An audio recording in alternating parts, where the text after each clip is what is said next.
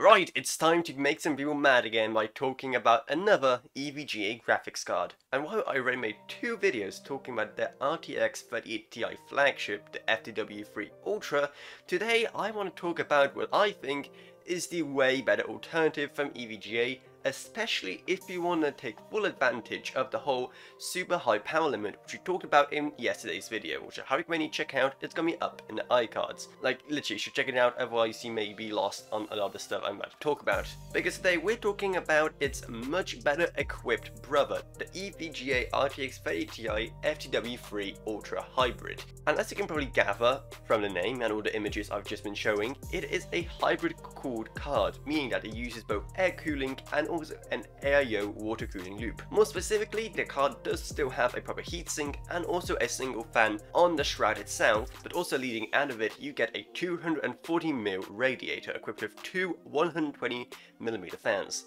That combo should ensure that your card stays cool even when you do raise those power limits all the way up to 450 watts. And apart from the fact that they stuck a radiator to it, it is pretty much just an EVGA FTW3 Ultra. Though there are a few other differences, especially when it comes to the overall look of the card. As you can see, there's a lot more empty space in the shroud because there's only one fan, and also the RGB is in slightly different places. There is a light up EVGA logo at the back like before, but there's also this little label on the side which also lights up.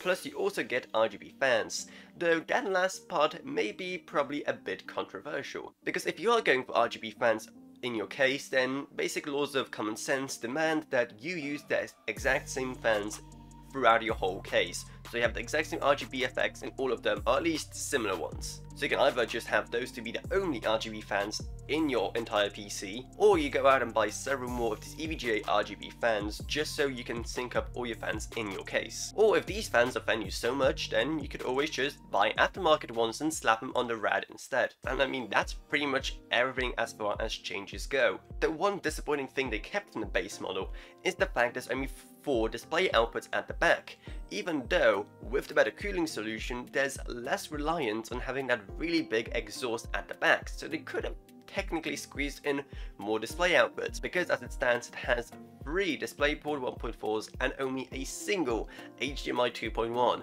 But honestly, I'm kind of tired of bringing that up anymore. I don't know why, but people just don't seem to care about HDMI anymore, even though HDMI 2.1 is absolutely awesome. I feel like I'm going around shouting, if you don't drink water you die, and people still try to label me a heretic for some reason. Okay, and maybe a bit salty, but whatever. I still think 1 HDMI port is not enough, and in our current enlightened day, 2 should be the absolute minimum. And like, I don't know, what else you want me to say?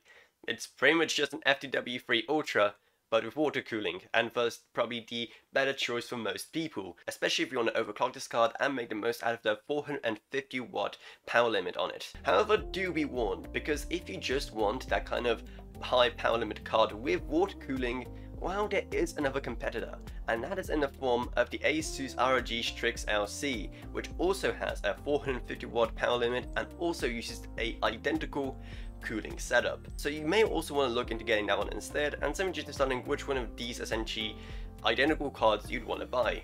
And by the way, I'm going to have a full video talking about that ASUS ROG Strix LC coming soon as well, so definitely subscribe so you don't miss it. So I guess that's it really. There's not much else to say. Again, just watch my other videos on the FTW3 Ultra if you want to know what this card is all about. So let me know if I convince you to get this card over the base model FTW3 Ultra.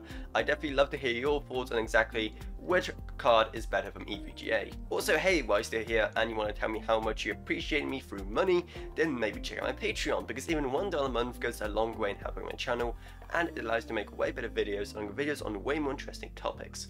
I'd also love to thank my existing patrons Gavin Burns, Ryan LQB, Meg Sumner, Black Derek, Shane Allcraft, and Lansby. Thank you guys so much, your support truly goes a long way. Down in the video description below, you're also going to find some power supplies that could actually drive such a power-hungry GPU. Plus, then there's also a Discord server if you want to talk to me or us about this or whatever else really. Plus, then there's our social media links as well. But anyway, that's what it's, so I hope you enjoyed this video. If you didn't remember to subscribe, like, whatever, and I'll see you all in whatever I make next. Goodbye everyone. Goodbye.